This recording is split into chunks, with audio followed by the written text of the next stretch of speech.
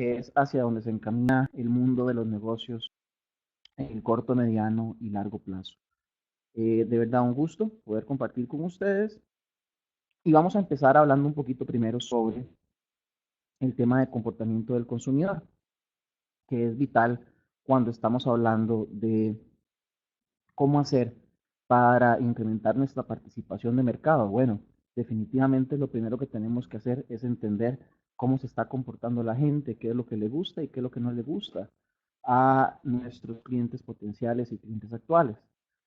Cuando hablamos de este tema, como ustedes bien saben, esto se presta prácticamente para hablar todo un semestre completo, cuidado no hasta 2 semestres, solo del tema de psicología del consumidor. Y aquí la idea es en este ratito de hora 40 minutos, hora, hora 45, hora 50 minutos de parte magistral, conversar con ustedes los elementos como más relevantes de los hallazgos más importantes que se han estado haciendo en los últimos años sobre qué gusta y qué no gusta. Y aquí para empezar, nos encantaría la mañana, bueno, perdón, la noche de hoy, hablar sobre esta pregunta para empezar. ¿El ser humano es un ser racional? ¿Creemos o consideramos que nosotros somos seres racionales realmente? Esa es una pregunta que se planteaba un premio Nobel de Economía, que de hecho acaba de ser nombrado el año pasado premio Nobel, y él contestaba esta pregunta, y dentro de esta pregunta él decía que el humano es un animal un poco extraño, y dentro de esos estudios a los que les ha dedicado prácticamente que toda su vida, él hacía investigaciones o estudios con cientos de personas, donde, por ejemplo, para mostrarles algunos casos, él hacía que la gente en esta diapositiva que ustedes tienen enfrente tomaran una decisión. Y él les preguntaba, don Richard les decía, imagínense ustedes que en este instante tienen una caja donde ustedes tienen que meter un grupo de bolas o de bolitas rojas y bolitas blancas. Ustedes van a meter las bolitas rojas y las bolitas blancas y estas se van a mezclar dentro de ese canasto, dentro de esa caja. Digamos que a usted ahora le solicitan que meta la mano y sin ver, a ciegas, saque una serie de bolitas blancas. En este caso, que saque 7 bolitas blancas. Y entonces, luego de que les proponía esto Richard Thaler en el ejercicio, les preguntaba a las personas, ¿cuál de estas 4 alternativas cree usted va a ser la alternativa que va a tener más probabilidades de que salga? Cuando usted meta la mano y saque 7 bolitas, ¿será lo más probable que suceda lo de la opción 1, que salgan todas las bolitas rojas? ¿O será lo más probable la opción 2, que salgan todas las bolitas blancas? ¿O la 3, donde ustedes pueden ver ahí que sale una bola roja y sale una bola blanca? ¿O que salgan de alguna manera desordenada, 2 de un color y uno del otro, 2 de un color y uno del otro? Este experimento lo hizo con decenas de personas y se dio cuenta que de forma muy curiosa, la alternativa o las alternativas que más se presentaban o las alternativas que más elegían las personas eran la alternativa 3 y 4. Luego de que las personas elegían o decían que creían que la alternativa 3 iba a ser la más probable o que la alternativa 4 iba a ser la más probable, él otra vez le hacía la pregunta a las personas y les explicaba un poquito de estadística donde les demostraba que todas eran igual de probables.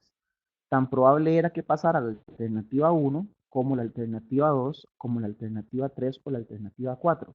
Este era un ejercicio con trampa. El cerebro de nosotros, nuestro sistema de pensamiento, muchas veces se toma atajos y actúa de forma automática. Y esto lo hace, entre otras cosas, para disminuir un tema de consumo de energía y muchas veces esto hace que nosotros tengamos cierto tipo de sesgos cognitivos o tengamos ciertos errores a la hora de la toma de decisiones.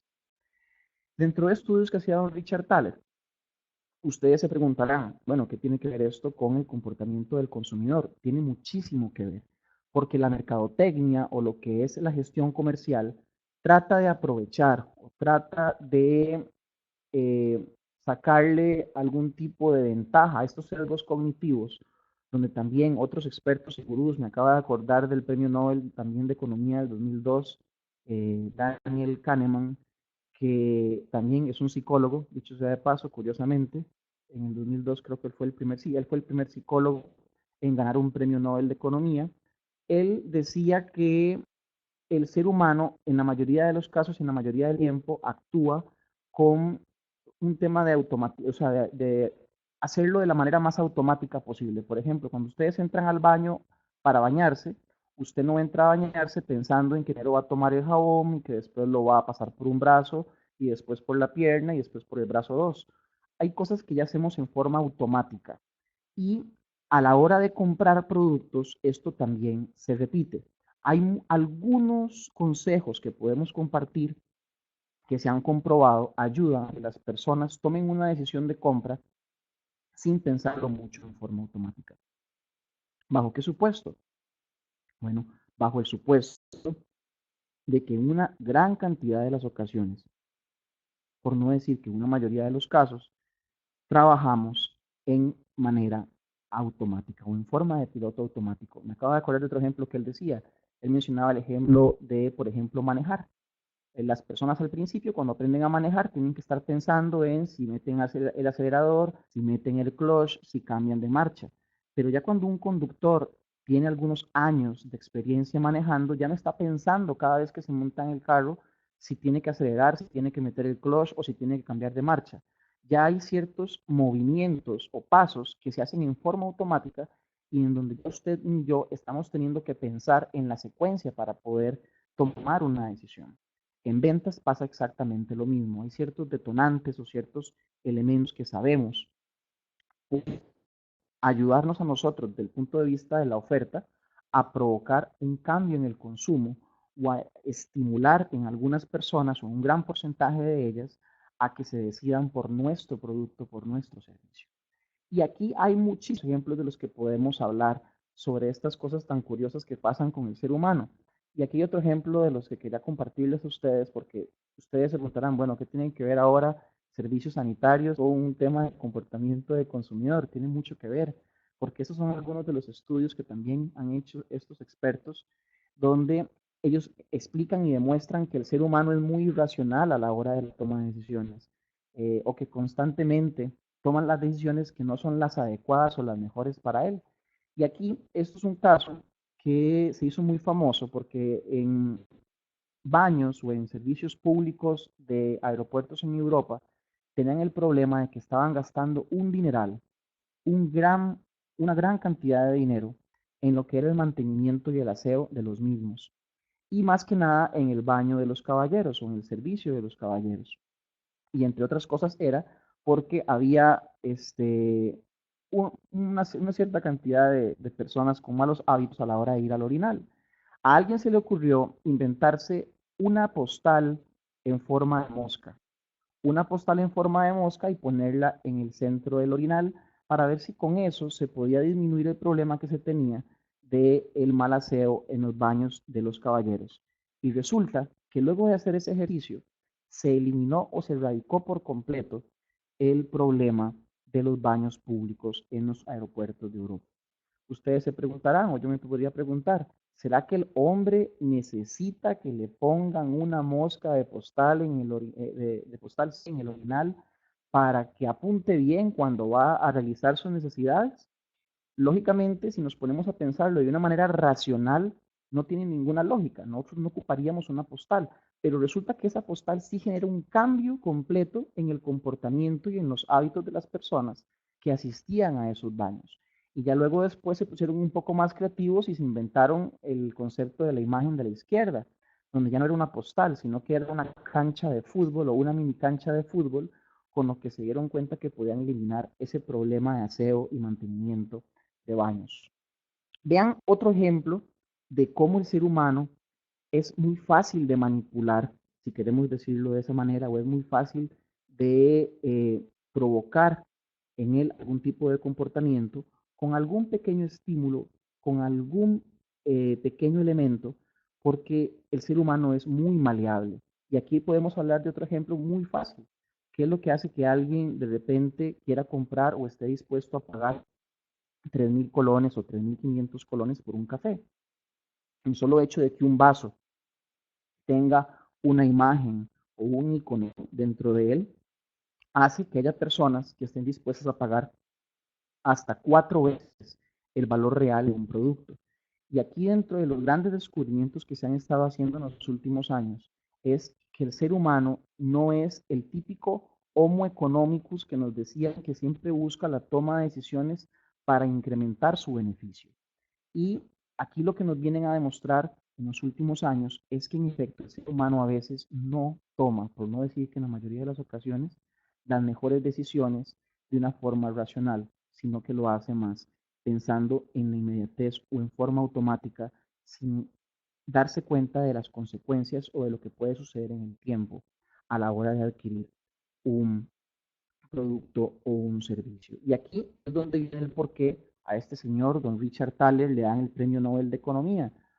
Él logra decir que nosotros no somos como el Homo economicus que pensábamos, una persona muy racional, muy intelectual, sino que somos más como Homero Simpson. Y así lo dice él en algunas de sus charlas. El ser humano es como Homero Simpson. Y él lo explica con este ejemplo. Él dice, tal vez usted o yo podemos estar pensando un día como hoy, un miércoles, un jueves, un martes, que el próximo domingo ustedes van a ir a trabajar en la casa, que tal vez hay que arreglar algo en la canoa, o acomodar algún cuadro, o limpiar algo del patio, y hacemos todo un plan, todo estructurado, racional, para el domingo, para el próximo domingo. Pero resulta que llega el domingo y son las 3 de la tarde, y estamos sentados en el sillón, sin habernos levantado durante todo el día, viendo partidos, o viendo televisión, o viendo una película en Netflix.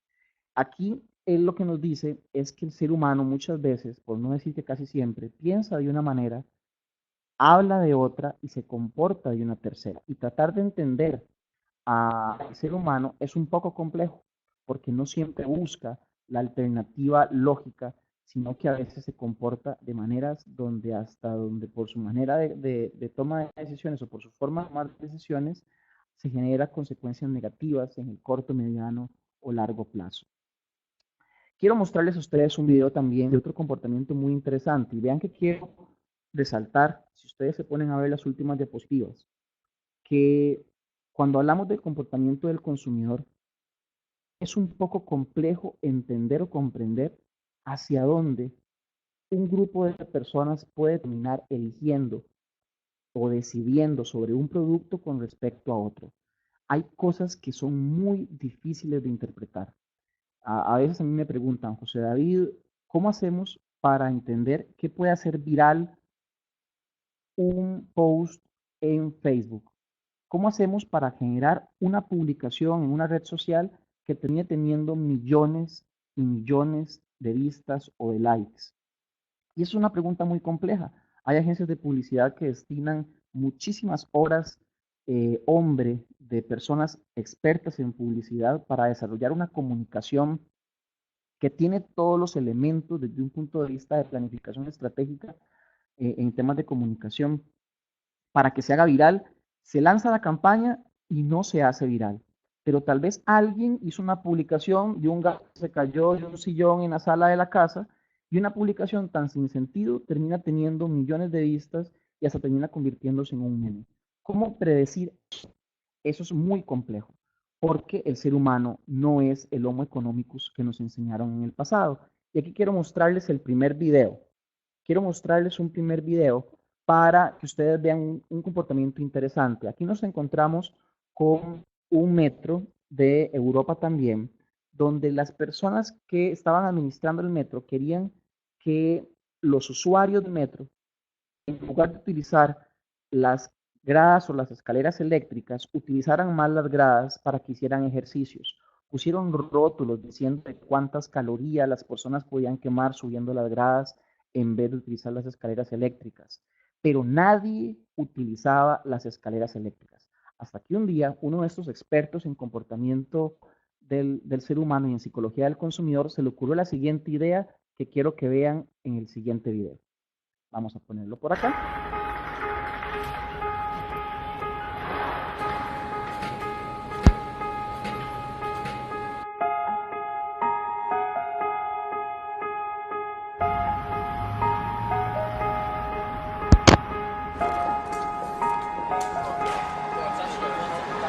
Aquí repito, las personas no querían utilizar las gradas, preferían utilizar las escaleras eléctricas. Hasta que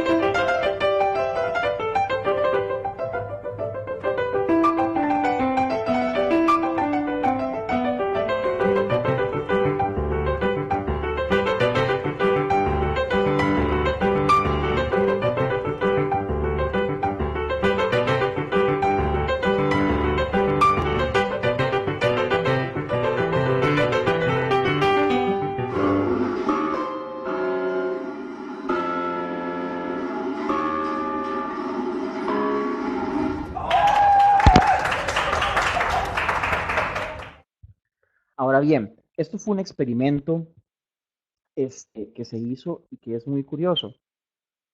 Todos somos conscientes que si utilizábamos las gradas íbamos a quemar calorías.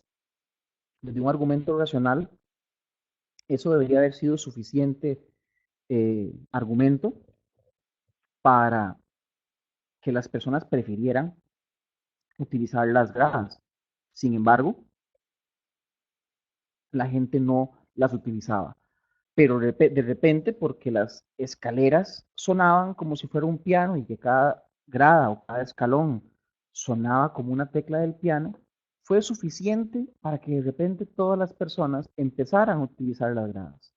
¿Qué tiene eso de racional dentro de nuestro comportamiento? Bueno, ahí podemos ver otro ejemplo de lo curioso que es el ser humano a la hora de la toma de decisiones.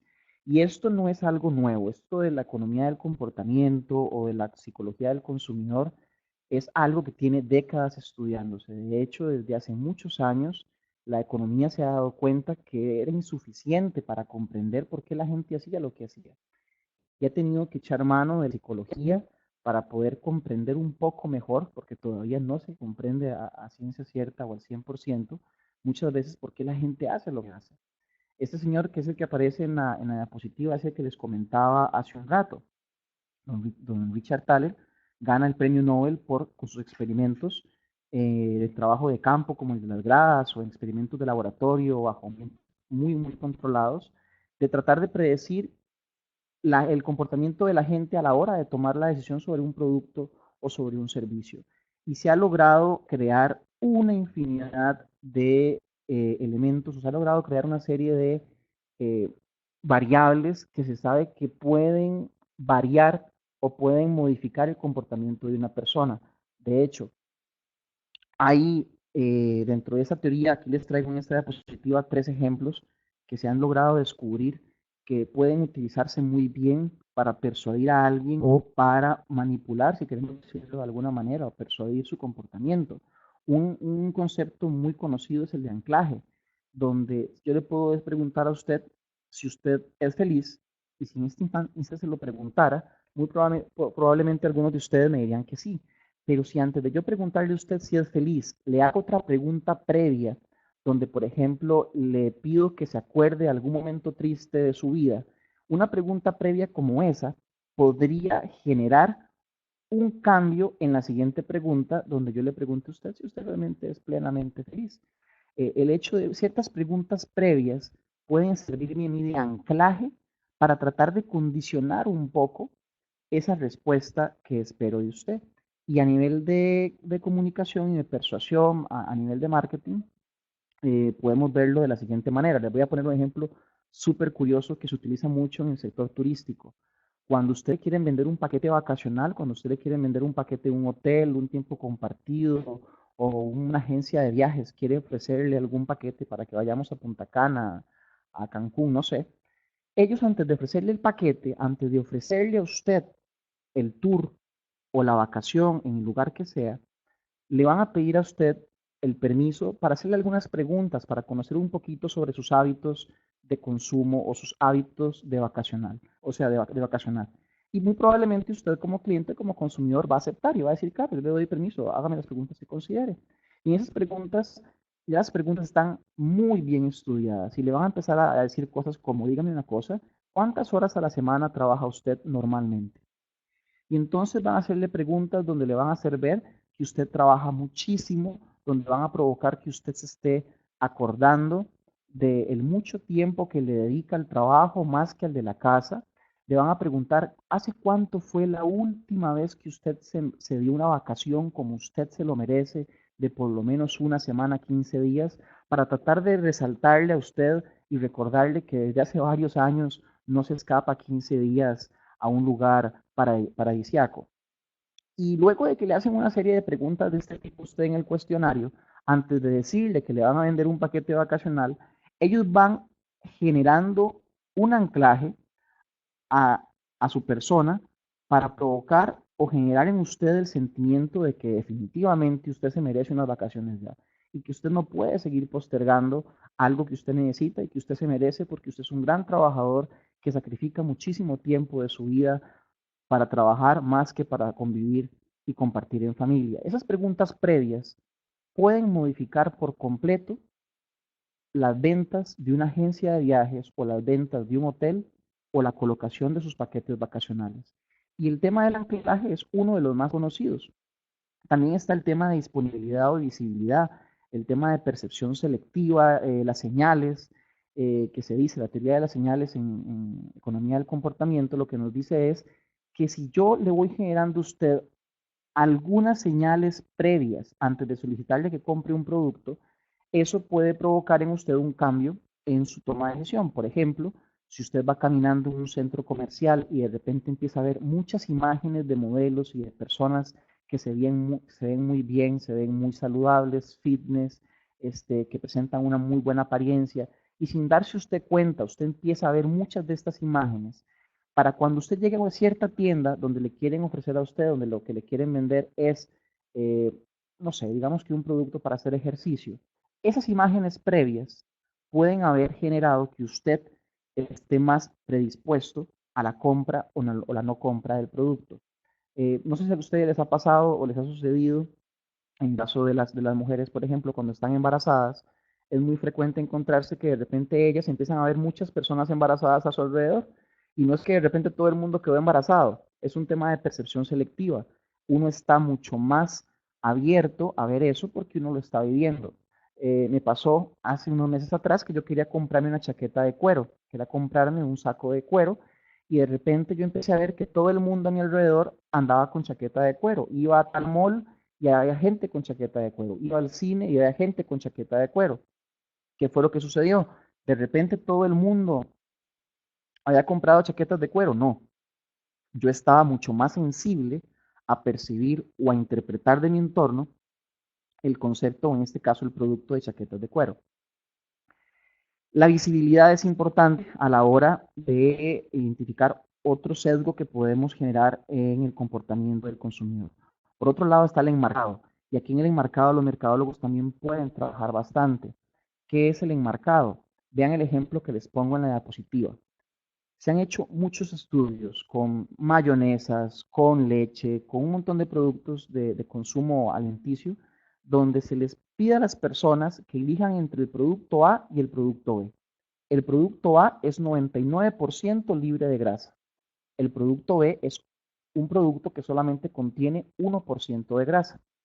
Si ustedes se ponen a racionalizar ahorita en este ejercicio las dos alternativas que se le ponen a escoger a las personas, ustedes pueden ver o notar que ambas alternativas son lo mismo. O sea, 99% libre de grasa es lo mismo que un producto que tiene 1% de grasa. ¿Estamos de acuerdo hasta ahí? Pero, ¿qué creen ustedes que cuando le ponen a la gente que escoja entre el producto A y el producto B, cuál creen que es el que más prefieren los consumidores? En efecto, la alternativa que se hace más interesante es la alternativa A, la que dice 99% libre de grasa. Ambas son lo mismo, pero hay una que me enmarca la situación de una forma distinta. Y eso puede tener un impacto muy fuerte en la etiqueta de un producto y puede tener un impacto muy fuerte en las ventas y en la rotación de un producto en un supermercado. Vean con estos tres ejemplos, porque hay muchísimos ejemplos más. Vean con estos tres ejemplos cómo una persona puede ser influenciada en el momento de compra. Eso se ha logrado entender muchísimo en los últimos años, que somos súper manipulables o influenciables en el momento de la toma de decisiones. Hay estudios que se han hecho también en los últimos años, me acabo de acordar de otro, de un estudio que se hizo en Harvard en el 2013, donde ellos demostraban dentro de 1000 y pico de personas a las que les aplicaron la investigación, que 8 de cada 10 personas adquirían productos por temas impulsivos, por temas de emocionalidad, 8 de cada 10 compraban por impulso más que por racionalidad. Y eso nos dice muchísimo. El ser humano es una persona que si sabemos apretar los botones donde hay que apretarlos, podemos generar que esté más predispuesta a adquirir X o Y producto. Y en esto hay muchísimo.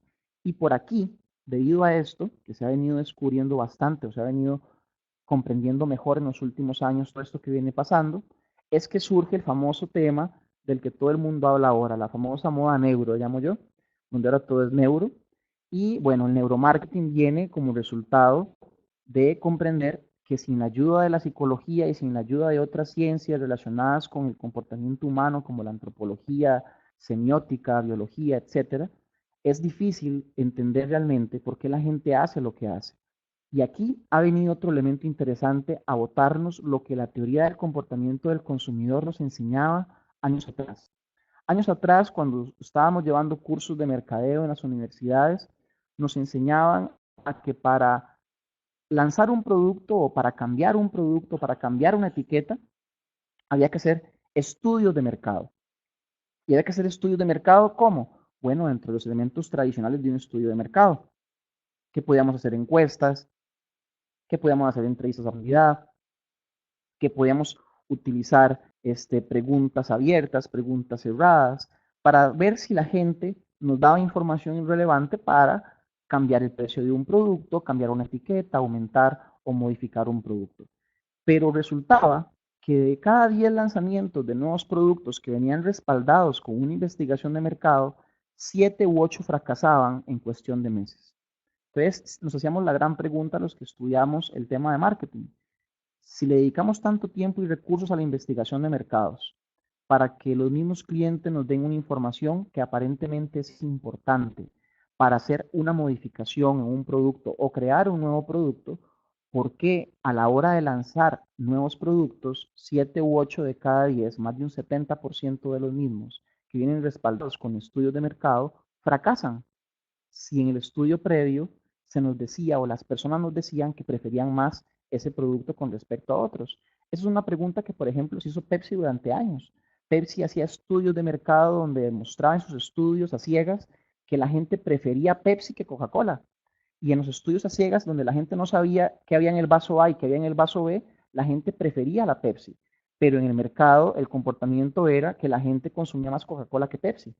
¿Qué era lo que pasaba? Porque los estudios decían que la gente prefería Pepsi, pero en la vida real, en el mercado, las personas consumían más Coca-Cola que Pepsi.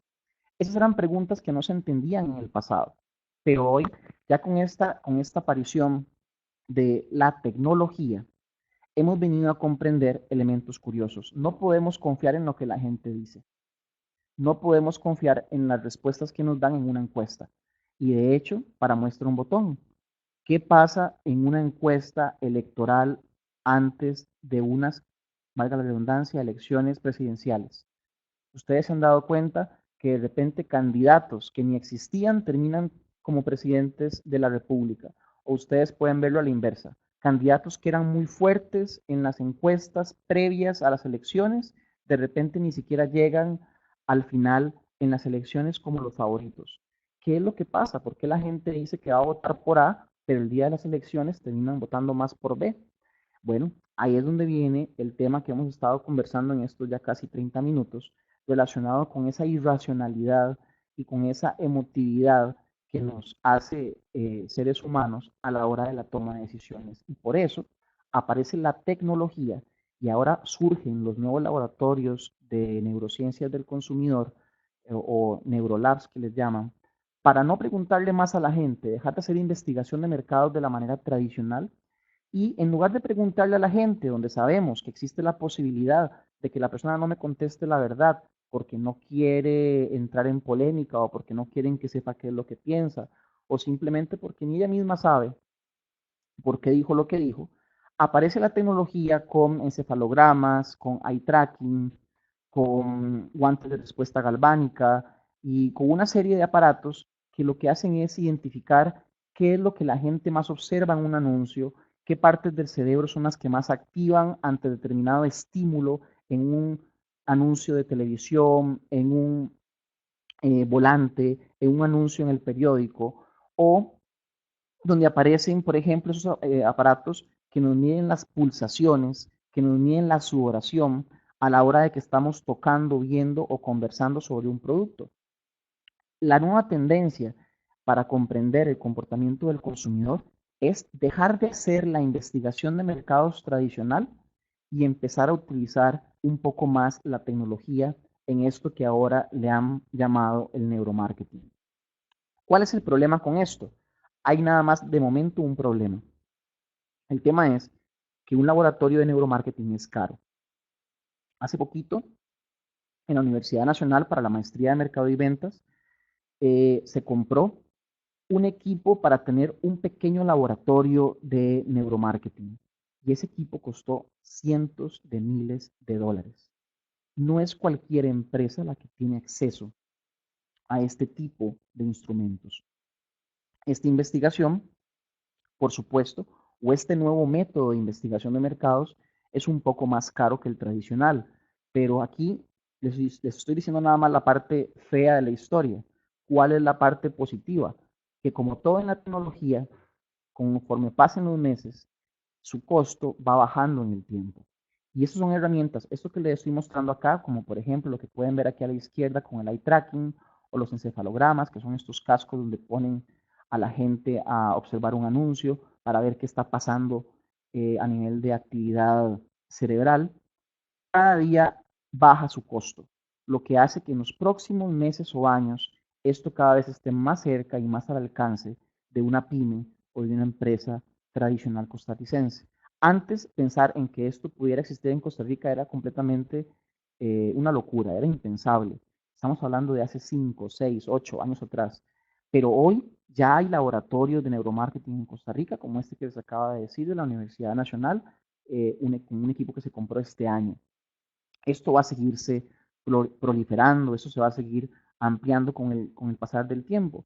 Y aquí lo bueno es que nos ayuda a ser mucho más efectivos a la hora de que queramos influir en el comportamiento de compra de la gente. Vean, por ejemplo, acá con estos eye tracking, que estoy aquí señalando en la diapositiva, si ustedes ven aquí en la parte inferior derecha, aquí ellos pueden ver cuáles son los puntos focales donde las personas más se enfocaron a la hora de que vieron esta página web. Esta imagencita de abajo es una página web. Ellos pueden ver los puntos de color amarillo y rojo como los puntos donde la persona a la que le pusieron esos lentes se detuvo más tiempo a leer o a observar. Y los puntos en color verde o del todo, los puntos que no tienen nada marcado, son zonas perdidas dentro de ese anuncio o zonas perdidas dentro de la página porque esa persona que lo vio prácticamente no invirtió tiempo en detallarlos. Aquí uno de los casos más famosos que se han proliferado en redes sociales sobre esos experimentos es el caso de la venta de pañales con este anuncio, donde en el primer anuncio, que es el anuncio de arriba, resulta que en el anuncio el protagonista era la cara del bebé. Y la cara de bebé lo que provocaba era que las personas ni siquiera leyeran lo que se estaba poniendo en el anuncio ni vieran el producto. ¿Qué fue lo que pasó? Gracias a este tipo o a este nuevo método de investigación de mercados para comprender un poco mejor al consumidor, se dan cuenta que si volvían la cara del bebé, que si ponían al bebé a mirar hacia el título del anuncio, esta pequeña variación de poner al modelo, o en este caso al bebé de manera frontal a ponerlo de manera lateral, generaba todo un cambio en el tiempo y en la atención que generaba ese anuncio. Esto antes era imposible de determinar sin tecnología. Se hacía el anuncio y al final el director de marketing no entendía qué era lo que no había gustado. Le preguntaban a la gente y la gente podía haber dicho en el anuncio principal que el anuncio estaba perfecto. Claro, porque veían la cara del bebé y les generaba ternura o le llamaba la atención. Pero al final de cuentas no se sabía qué era lo que pasaba o por qué el producto no empezaba a rotar más.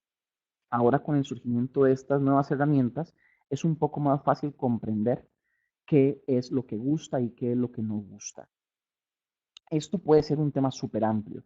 Y aquí el asunto es que hay que comprender un poco sobre sesgos cognitivos y aplicados a un tema comercial, por supuesto.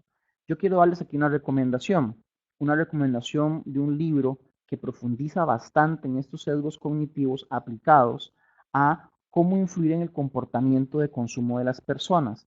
El nombre del libro es Nudge. Nudge es en inglés N-U-D, de dedo, N-U-D-G-E, nudge, nudge, que eso es como un nudo o como un empujón. Ese libro ustedes lo pueden encontrar en librerías aquí en Costa Rica. Es un libro que se ha vendido bastante en los últimos meses. No gano comisión por promocionar el libro, pero sí es muy bueno. En ese libro vienen decenas de ejemplos de sesgos cognitivos aprovechados desde un punto de vista comercial para cambiar el comportamiento de las personas. Y me acuerdo ahorita de uno de los ejemplos que mencionan en ese libro, que está relacionado con un problema que tenían en escuelas y en colegios de los Estados Unidos. Resulta que querían hacer que los jóvenes comieran más sano por un tema de problemas de obesidad que se están presentando en las poblaciones jóvenes. Entonces tenían la gran discusión de cómo colocar los alimentos a la hora de que los muchachos agarraban la bandeja e iban pasando con el plato para que les pusieran los diferentes tipos de guarniciones y de arroz y de cosas que tenían.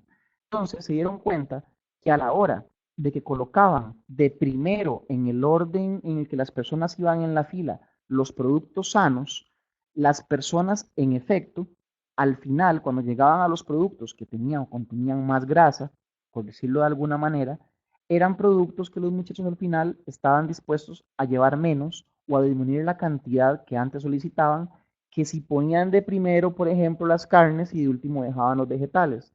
Se dieron cuenta o determinaron que el simple hecho de ordenar diferente los diferentes tipos de productos que ponían de alimentos en, se me olvida cómo decir el nombre de esto, donde las personas van pasando, es como, bueno, en esa barra de comidas, el hecho de cambiar el orden de los productos cambiaba por completo la decisión de los productos que los muchachos iban incluyendo en sus platos.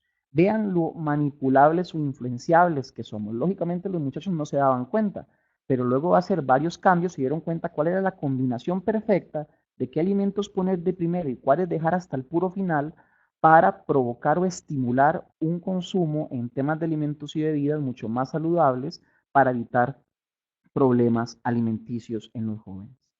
Eso para hablar un poco sobre comportamiento de consumidor. Sé que en los últimos años han aparecido muchos gurús y muchos expertos y expositores en redes sociales donde vienen a hablar de esto.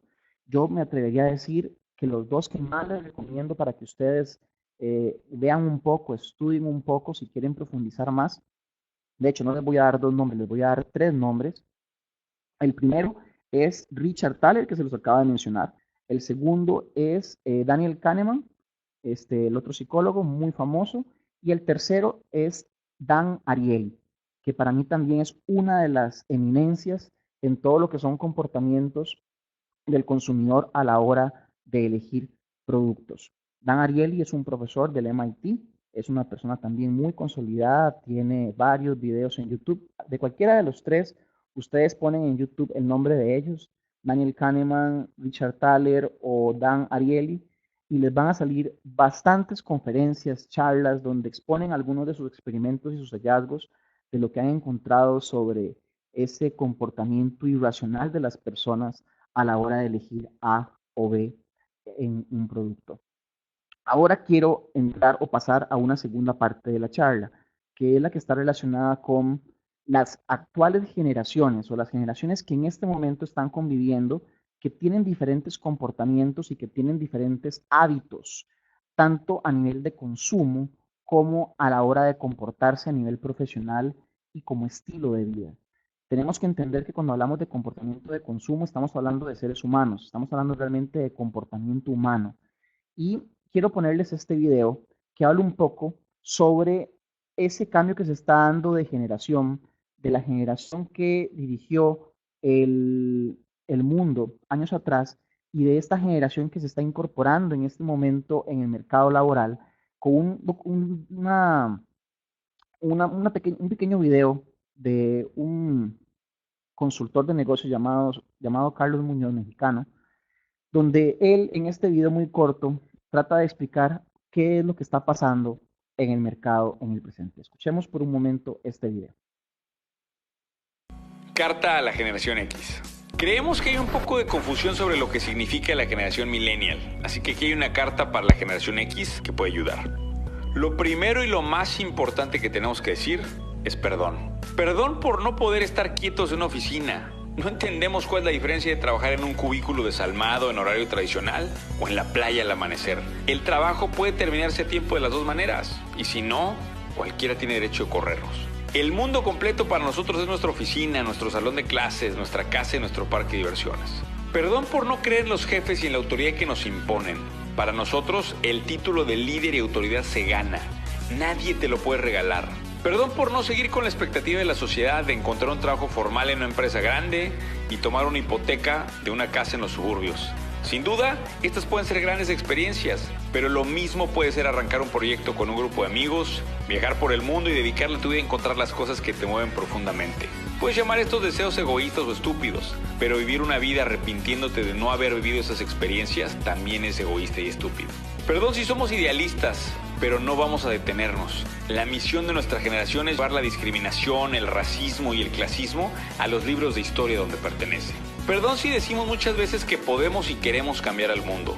Tenemos toda la información del mundo a nuestra disposición y 3.500 millones de personas están en línea y a un correo, tuit o mensaje a distancia. Es difícil dejar de pasar una oportunidad de unirnos. Muchos de ustedes se sienten viejos o pobres para marcar la diferencia, pero realmente todos tenemos el potencial. Si no puedes ver esta oportunidad, eso ya de por sí es un problema para nosotros. Perdón si no queremos pagar miles de dólares al año de colegiaturas para sentarse en un salón a aprender cosas que te enseñan gratis en línea. Y aunque sean gratis, algunas de ellas ni nos interesan. Queremos estudiar solo lo que verdaderamente nos obsesiona y la única forma de lograr eso es explorando lugares y conociendo gente. Perdona si tomamos fotos y video de todo lo que hacemos y las compartimos con nuestros amigos. Y es que tienes que entender que fue el post de alguien lo que nos dio la fuerza para seguir nuestras pasiones desde un inicio.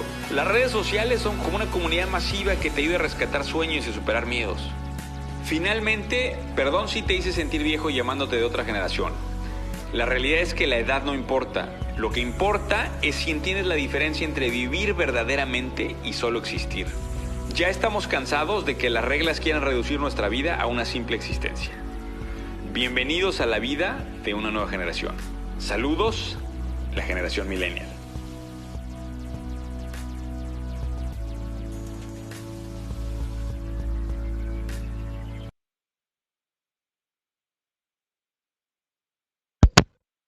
Ok, volvemos. Compañeras y compañeros, eso es un video hecho por un millennial para lo que es la generación X. Y ustedes se preguntarán, bueno, José David, pero ¿qué es la generación X? Ya ahorita lo voy a explicar más a profundidad. La generación millennial se considera una generación que nació después de los años 80, o sea, de los 80 hacia acá.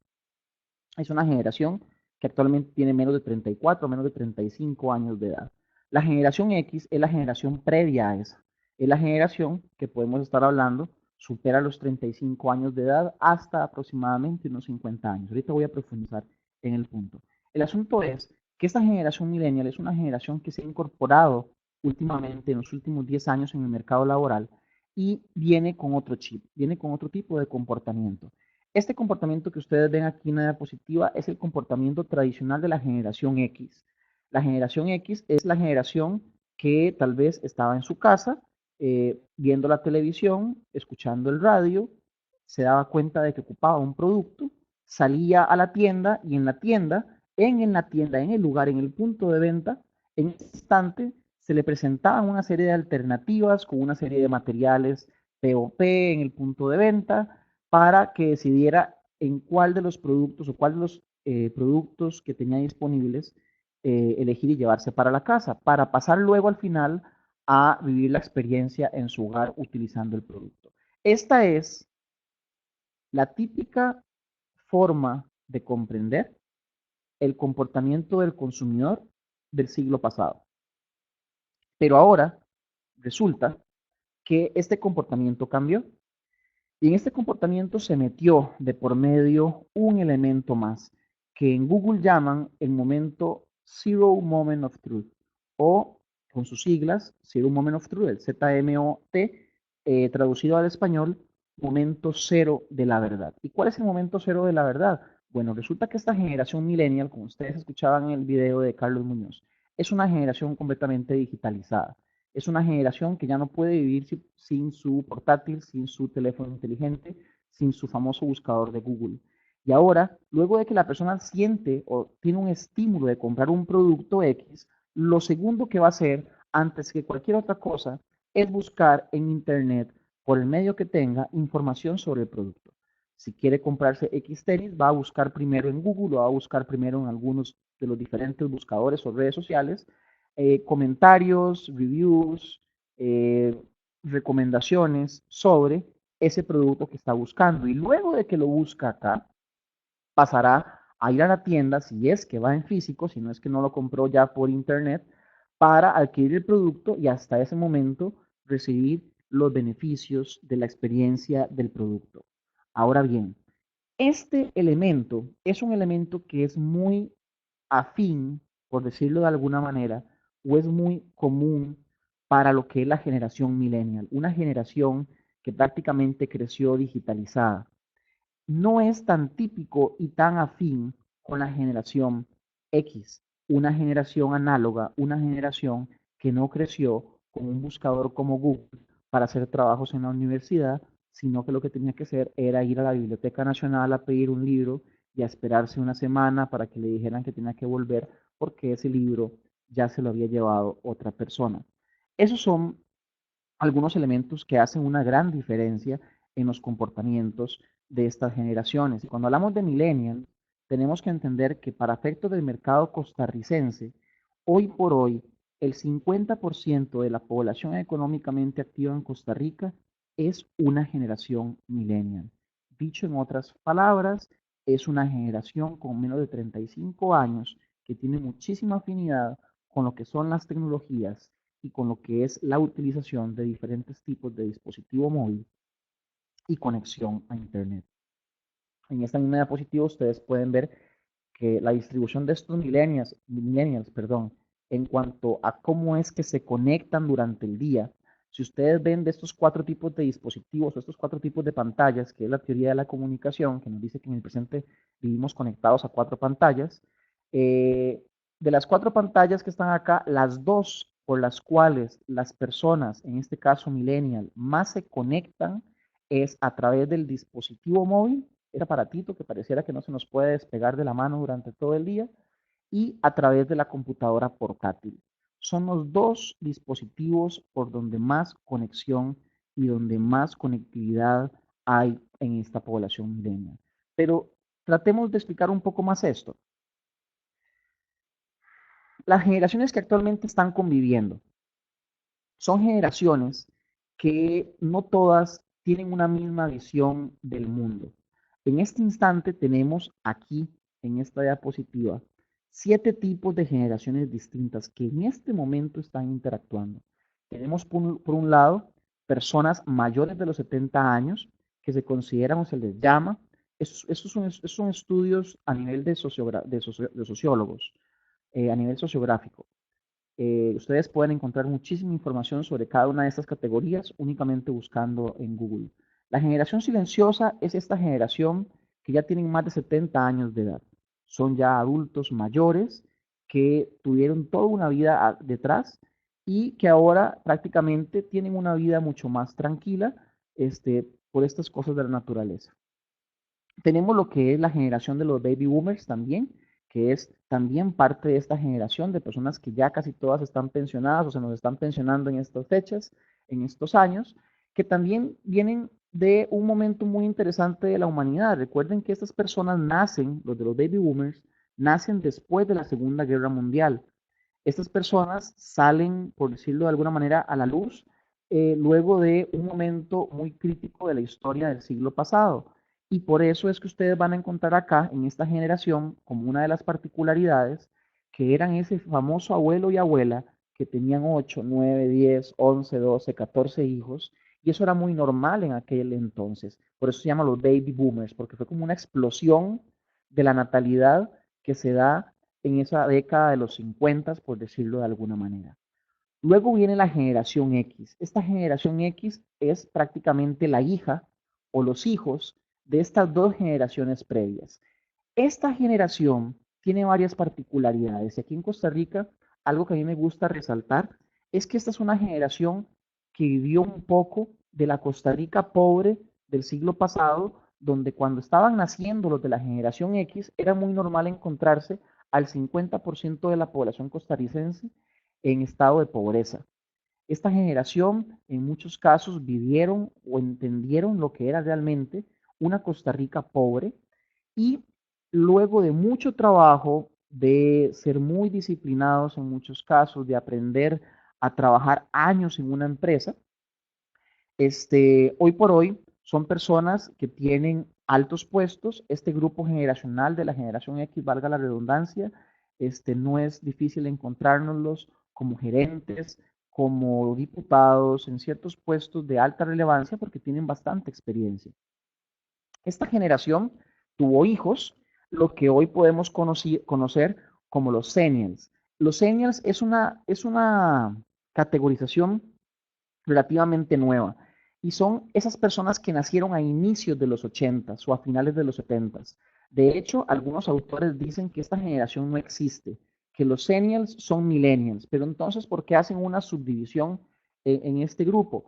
Bueno, yo me identifico mucho con los Xennials. De hecho, yo nací en ese rango, y yo me identifico mucho con los Xennials porque hay cosas que no compartimos de los millennials ni elementos que compartimos de los X, pero a la vez tenemos muchas cosas de los X y tenemos mucha cosa de los millennials. ¿A qué me refiero con esto? Somos tecnológicos, pero no somos tan tecnológicos como un muchacho de 18 y 19 años de hoy. Sin embargo, también tenemos ciertos elementos o rasgos conservadores que heredamos o aprendimos de la generación X. Por ejemplo, dentro de los Xennial, podemos encontrar a muchos que todavía consideran la estabilidad laboral como un elemento importante de su currículum y de su profesión, cuando podemos encontrar que en los millennials ese elemento ya ha desaparecido. Y ustedes pueden ver muchos jóvenes de 21, 22, 23 años que para ellos es igual trabajar 3, 4 meses en un lugar y otros 3, 4 meses en un segundo proyecto y renunciar y andar buscando nuevas alternativas de una forma muy, muy normal. Mientras que para una persona de la generación X eso era fatal, porque se les enseñaba desde el principio de que la estabilidad, durar años en un trabajo, más bien era una señal y un signo de que uno era un muy buen profesional. Esta generación Xennial es una generación, digo yo, sándwich, porque comparte un poquito de millennial y comparte un poquito de la generación X. Ya esta generación millennial sí es una generación muchísimo más digitalizada, manejan mucho mejor las tecnologías. De hecho son jóvenes de 18 años, 19 años, 25 años, que también debido a que nacen en un momento donde la sociedad ha evolucionado mucho, esta generación nace con todo a su alcance, nace con la educación a la vuelta de la esquina, nace con un cierto grado de estabilidad económica por parte de sus padres y lógicamente vienen con otra visión de mundo muy diferente a la generación de los X, donde muy probablemente un gran porcentaje de la generación X creció en ambientes familiares donde había escasez de recursos, donde había mucha restricción de recursos y donde lógicamente esto le generó que fuera un poco cuidadoso o mucho más cuidadoso a la hora de lo que es la inversión de sus recursos en bienes suntuosos. Pero la generación millennial ya viene con otro chip. Si ustedes se ponen a ver también a nivel educativo, esta generación a partir de los senial hacia adelante, para ellos es muy normal o para ellos ya es prácticamente cuestión de abrir y cerrar de ojos, hablar dos, tres idiomas, tener dos, tres maestrías, tener licenciaturas. Esa es una población que creció con las facilidades de la educación a flor de piel, mientras que las generaciones hacia atrás más bien venían de un contexto socioeconómico muy distinto. Y eso hace que tengan dos visiones de mundo muy diferentes. De hecho, los gurús que hablan un poco sobre estos temas de generaciones lo que nos dicen es que la generación millennial tal vez es un poco más aventada, más arriesgada, menos apegada a un tema, por ejemplo, de pensar en ahorro, son más propensos a agarrar el dinero y de repente irse un mes a darle una vuelta al mundo, tienen menos aversión a esa parte de aventurarse, conocer, gratificación inmediata, que muchas de estas características y elementos se deben a que crecieron en una sociedad donde lo han tenido casi todo porque es muy diferente a la generación X, que en un gran porcentaje, como bien les decía el caso de Costa Rica, para hablar un caso local, cuando la generación X nacía, el 50% de los ticos eran pobres. O sea, estamos hablando que la generación X creció y sabe, por ejemplo, lo que es una casa con piso de tierra, mientras que decirle o hablarle de eso a un millennial hoy, les puedo garantizar que 8 o 9 de cada 10 a los que usted les diga eso, no van a tener la menor idea ni van a tener la menor empatía en el tema porque no lo pueden concebir. Ellos no pueden concebir cómo es que la abuela pasaba un palo de piso para sacarle brillo a un piso de tierra. Eso es algo que para la generación millennial es completamente impensable. Ahora bien, tenemos la generación Z. Es la generación que nace luego del cambio de milenio. Esta generación todavía es muy joven y es una generación que viene con otros elementos interesantes. Manejan muchísimo mejor la tecnología, manejan mucho mejor el tema de idiomas y también crecen en un momento donde se hace mayor conciencia en temas sociales. Otra diferencia que marca bastante un poco la caracterización de ellos es que la generación millennial, entiéndase también generación Y y la generación Z, vienen con un sentido social más fuerte, más presente en sus hábitos de comportamiento. ¿A qué me refiero con esto? Son personas o individuos más pro ambiente, más pro igualdad, más pro, por ejemplo, hablar de temas de género para ellos son temas muchísimo más relevantes que para las generaciones previas y tienen más a flor de piel ese sentido de sustentabilidad o de sostenibilidad.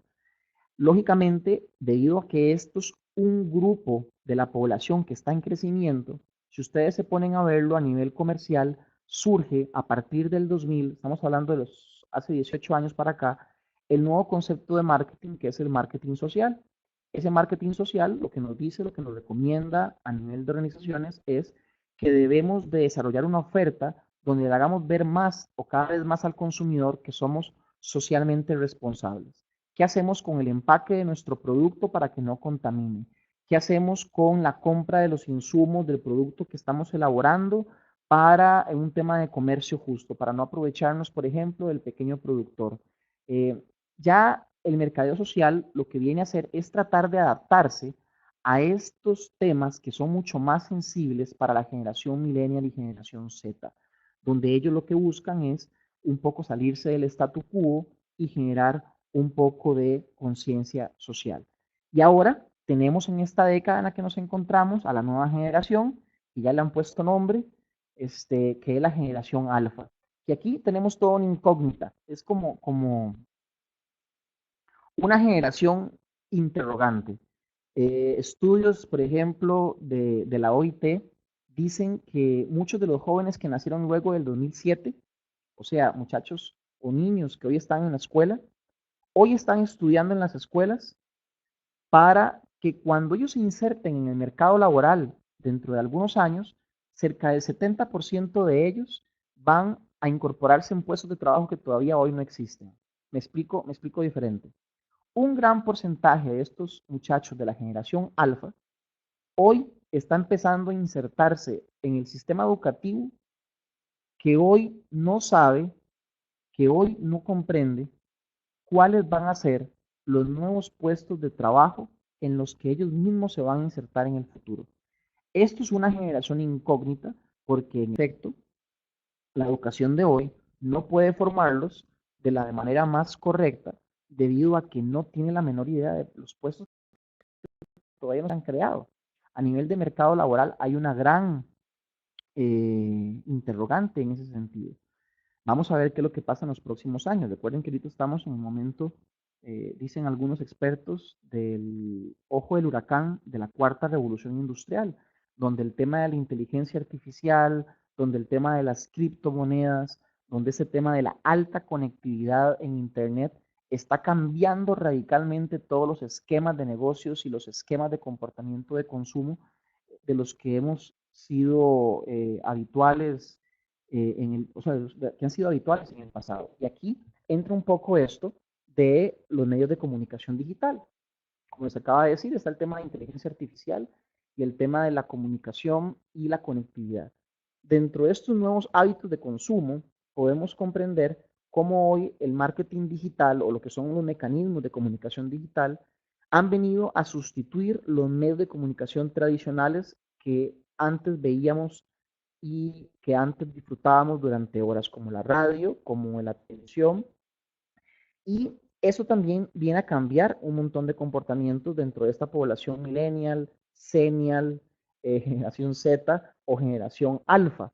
Ahora el tema es apps, blogs, redes sociales, e-commerce, WhatsApp, apps que la gente puede descargar desde su teléfono y que están cambiando por completo la forma en la que estas nuevas generaciones consumen y compran.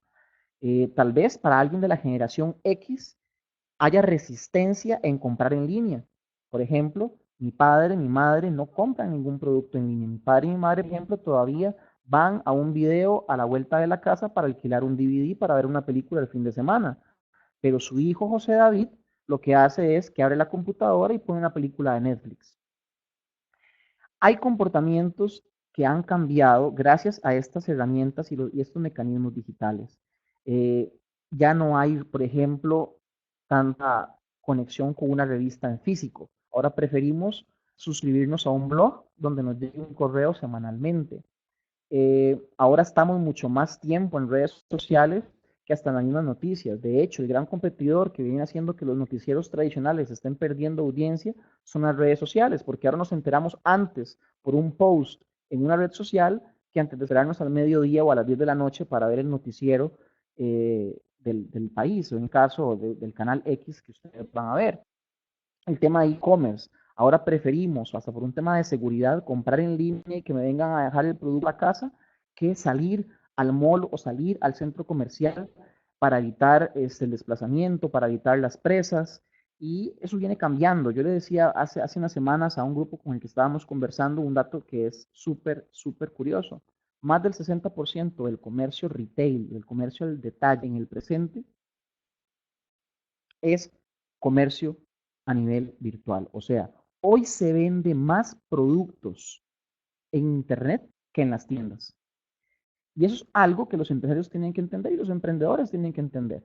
Cada vez va a ser más habitual ver cómo las tiendas que están en centros comerciales dejan de vender porque su competencia ya no está en la tienda de enfrente o en el pasillo de enfrente en el centro comercial. Su competencia hoy está en una plataforma, en un marketplace, como puede ser eBay, como puede ser Amazon, como puede ser Mercado Libre, como puede ser cualquier plataforma de marketplace donde la gente puede comprar, como AliExpress, por ejemplo, como Alibaba, la empresa china, que cada día viene con más fuerza a incorporarse en el mercado. El tema de comunicación, podemos ver cómo ahora el tema de WhatsApp vino a sustituir por completo los benditos mensajes de texto. Los mensajes de texto ya no existen prácticamente o casi no se utilizan.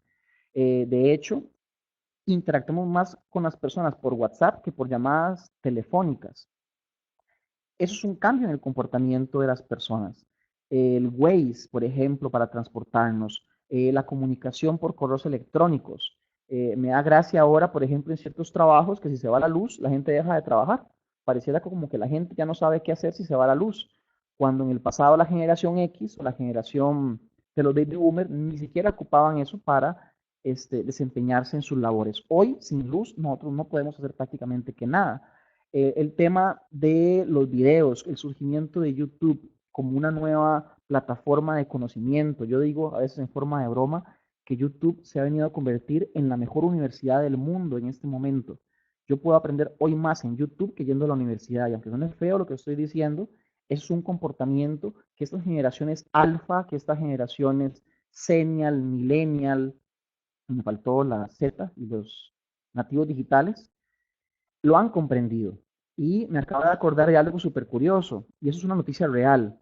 En Estados Unidos estaba en una cadena de comidas rápidas, no voy a decir el nombre para no hacer el comercial, y de repente llega al auto, a la especie al servicio del auto, llega un niño y pide por el altavoz una hamburguesa, unas papas y una Coca-Cola.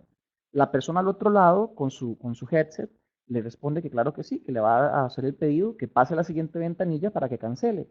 Y cuando la persona que estaba atendiendo al muchacho en el carro ve que el carro se acerca a la ventanilla para pagar, cuando se asoma por la ventana se da cuenta que lo que hay es un niño de 9 años montado en el carro con su hermanita.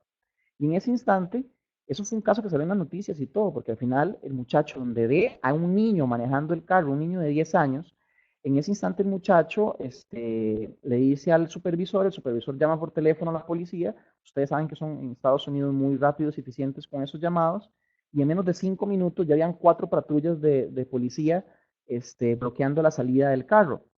Cuando le preguntan al niño que qué era lo que estaba pensando, el niño le dice que él salió con la hermanita a comprarse una hamburguesa en la mañana con ella. Y entonces le preguntan, pero que cómo hizo. Y el niño simplemente lo que le dijo es que él en la mañana le dio hambre, puso la computadora a abrir unos videos de YouTube y en unos tutoriales de media hora aprendió a manejar. Con lo que aprendió en el video, se montó en el carro, agarró a la hermanita, la montó en el carro y se fue a comprar la hamburguesa para él y la hermana. En media hora, él aprendió a manejar con un video en YouTube. Y ustedes dirán que eso es fantasioso. No, pasó en Estados Unidos este año y es una evidencia que nos dice que ahora la educación en videos, o bueno, veamos lo que estamos haciendo por acá, la educación en línea ya está al alcance de todos. Antes yo tenía que pagar $600 para escuchar a Stephen Covey en una conferencia de un día. Hoy simplemente abro YouTube y puedo ver 50 conferencias de Stephen Covey, aunque don Stephen Covey ya se nos haya adelantado. Y no tengo que pagar nada más que mi recibo de internet. Son comportamientos que han cambiado. Estas nuevas generaciones lo han comprendido muy bien. Los influencers digitales, como otro elemento interesante que ha venido a cambiar el comportamiento de estas nuevas generaciones, alfa, millennial y zetas. Zetas sonó como al cartel de droga mexicano, los zetas, pero no, los zetas de los nativos digitales. Eh, estas generaciones ahora tienen otro tipo de personajes que admirar. Personas que en Internet tienen miles de seguidores y son grandes influyentes de millones de personas. Uno de los casos que a mí más gracia me causa o me llama la atención, que es un colega y competencia a la vez, Jürgen Klarisch. Jürgen Klarisch es un consultor de negocios que se hace famoso gracias a Internet. Se hace famoso gracias a que sube videos en YouTube y de repente hoy tiene 1 millón de millennials que lo siguen y el hombre hace todo un imperio y toda una fortuna gracias a que se convierte en un influencer digital y si hoy él escribe un libro, de repente tiene 1 millón de compras de 1 millón de millennials en toda Latinoamérica que van a comprar su libro. Es una persona que se aprovechó de este tema de la influencia digital, entendió desde el 2013 el tema del poder de los videos en Internet y ha logrado crear prácticamente todo un imperio a nivel de toda Latinoamérica simplemente por comprender este cambio y estos hábitos que tienen estas generaciones nacidas luego de los 90. Está el tema de la investigación de mercados en línea, la publicidad en línea, y como ustedes pueden ver, todo lo que tenga que ver con el mundo digital. Esto es lo que ahora es tendencia de la generación de los Zennials hacia la izquierda a la generación de los alfa. Algunos de la generación X han comprendido esto y han empezado a hacer sus esfuerzos para tratar de montarse en esta era tecnológica que vino a cambiar por completo la forma en la que se consume, la forma en la que se compran productos, donde algunos expertos, como ese señor Carlos Muñoz, que demostraba en el video anterior, se atreven a decir que hoy por hoy ya el mejor vendedor del mundo no es una persona que tiene mucha hablada, mucha labia o mucho poder de convencimiento. Y él lo que dice es que hoy por hoy el mejor vendedor del mundo es la inteligencia artificial. Y que ya esta inteligencia artificial va a venir a sustituir el trabajo de los vendedores en el mediano plazo, porque a través de un tema de analizar sus comportamientos de búsqueda desde su teléfono y desde su computadora, la misma inteligencia artificial lo que está haciendo ahora es exponiéndole productos a usted en sus dispositivos digitales que tengan afinidad con sus búsquedas. Y es algo súper curioso. Me estaba pasando últimamente, les voy a contar algo muy personal. Hace algunos meses descargué un juego en el teléfono, un juego de estrategia, un juego de construir unos castillos y construir soldados. Es un juego muy de estrategia, de crear un ejército para ir a combatir con otros. Desde que descargué ese juego, resulta que ahora en mis redes sociales, en mi correo electrónico y en diferentes medios a los que yo estoy suscrito, me empiezan a llegar infinidad de anuncios de otros juegos relacionados con juegos de estrategia y juegos de crear ejércitos. ¿Quién les dijo a ellos que yo estoy o estaba jugando un juego de estrategia en mi teléfono celular? La inteligencia artificial ya llegó. No es algo que va a llegar en los próximos años, damas y caballeros. Ya está aquí. Uno de los temas que yo conversaba con un colega que se dedica al tema de marketing digital, estaba un poco preocupado un día de estos porque se ha dado cuenta que apareció un competidor contra él, contra su agencia de marketing digital, y su competidor es un bot. Su competidor es un robot elaborado con inteligencia artificial que ese bot le hace a usted la estrategia de marketing digital. Lo que hacía un consultor o lo que hace un consultor de marketing digital de crearle a usted un plan de medios donde le dice que se van a lanzar 4 anuncios en Facebook y 3 anuncios en Twitter y se van a publicar 2 posts en un blog y le hace todo un plan de medios de forma manual. Ahora hay un bot, hay una empresa, bueno, no hay una, hay varias empresas que usted le da la información de cuál es su producto y cuál es su presupuesto y el bot le busca de forma automática en cuestión de 4 horas, 8 horas, cuál es el plan de inversión de marketing digital que usted debe desarrollar en la próxima semana o en los próximos 15 días para darle el mejor rendimiento sobre su inversión publicitaria en marketing digital. ¿Y lo hace con base en qué? En toda la información que está en la nube a la cual esa empresa ya tiene acceso. Yo en forma de un día a un amigo, pero es muy cierto, me lo comentó un colega que trabaja en una casa farmacéutica, que ya ellos saben con días de antelación cuando en cierta zona del país va a haber un brote de gripe. La gente empieza a buscar en los buscadores síntomas de la gripe. Y esa digitación que se da en el buscador llega a un lugar donde esa información le es vendida a ciertas casas farmacéuticas para que les avisen desde una semana antes que en tal zona del país o que en tal lugar va a existir cierta epidemia, por eso podríamos decirlo epidemia, tal vez no epidemia, eso es más grave, pero que sí va a haber cierto brote de cierta enfermedad, debido a que toda esta información ya está en Internet. Cada vez que usted abre su teléfono, cada vez que usted abre sus redes sociales, cada vez que usted busca una palabra en sus buscadores, créanme, damas y caballeros, eso está quedando registrado en su historial. Y aunque usted lo borre en su computadora, eso ya quedó registrado en alguno de los buscadores que usted utilizó o en algunas de las redes sociales. Ya toda esa información quedó registrada. Y de hecho, eso fue uno de los problemas que tuvo Mark Zuckerberg, el dueño de Facebook, a principios de este año en los tribunales en Estados Unidos, que lo demandaron y ustedes se dieron cuenta que hubo un gran juicio que le hicieron a Facebook por un tema de divulgación de datos y de privacidad de los datos, que ellos adujeron que ellos no sabían de lo que estaba pasando. Pero bueno, seamos conscientes. Toda esta información está cambiando el mundo y está generando que la inteligencia artificial puede cambiar en los próximos meses o años la forma en la que nosotros comprendemos el mundo de los negocios. Quiero ponerles un videito más en este momento para terminar como de acentuar las características que predominan a cada una de estas generaciones como las más predominantes en el mercado actual o en la población económicamente activa. Escuchemos este videito y ya volvemos. El término generación es aplicable al conjunto de personas que han nacido en la misma época. Los baby boomers es un término usado para describir a las personas que nacieron durante el baby boom, que sucedió en algunos países anglosajones después de la Segunda Guerra Mundial, entre los años 1946 y 1965.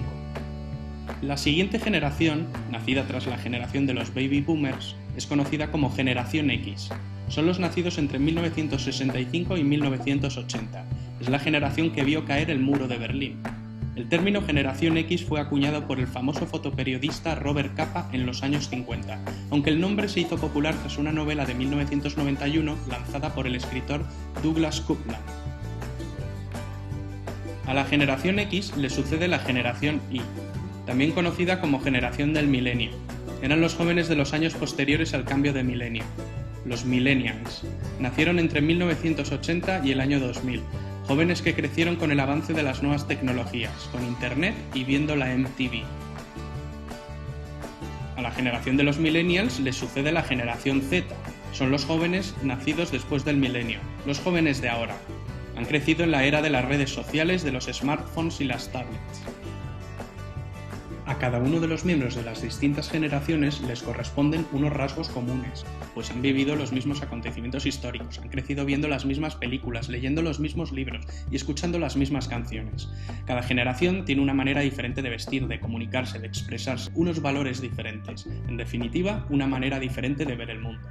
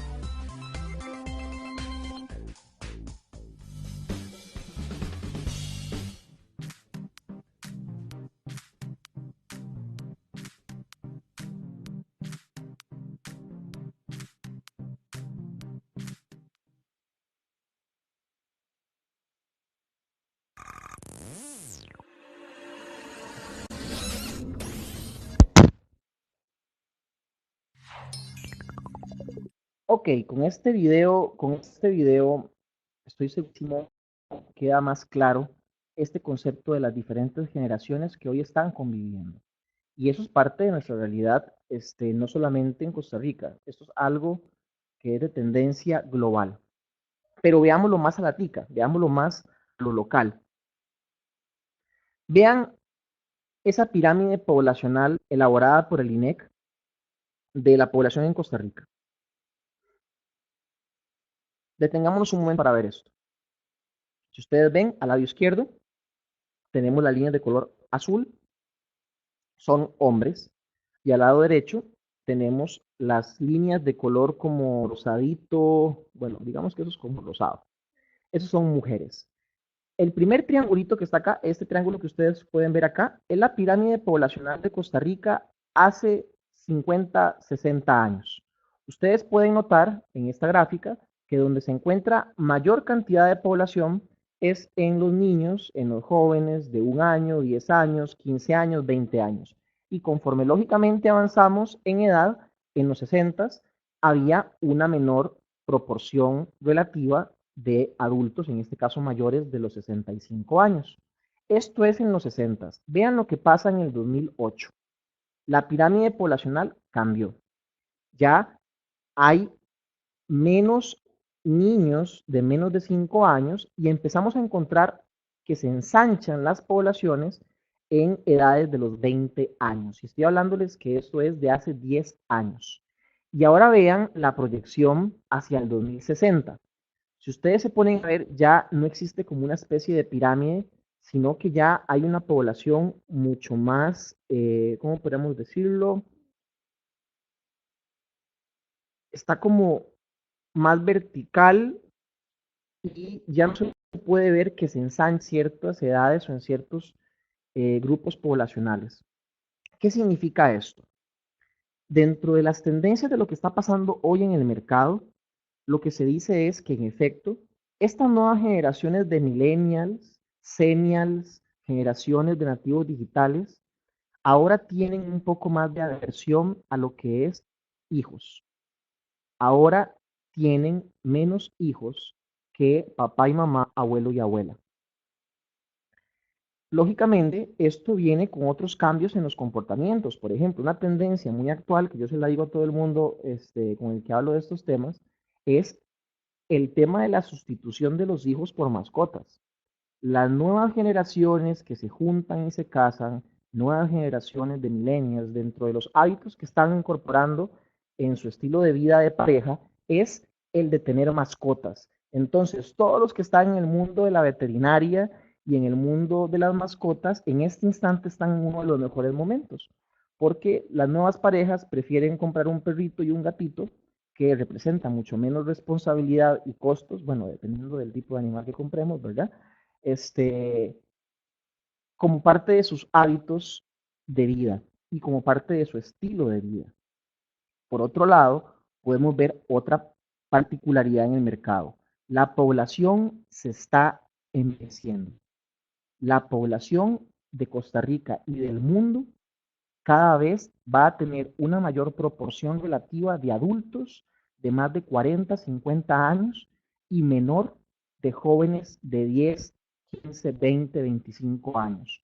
Y esto también trae una serie de consecuencias a nivel social, como por ejemplo, va a haber menos nueva mano de obra, van a haber más pensionados, y es una de las particularidades que no solamente son un problema en Costa Rica, a veces creemos que el problema de las pensiones es un problema de Costa Rica, y no, vayan y vean el caso de Chile, vayan y vean el caso de España, tienen problemas mucho más graves que nosotros con respecto a esta pirámide poblacional y al tema de las pensiones. Y se los puedo poner hasta más grave a futuro. Se dice que de aquí a 15 años, la edad o la esperanza de vida de las personas de estas generaciones alfa, millennial, zetas, y senior, va a rondar los 100 años de esperanza de vida, 100 años de esperanza de vida.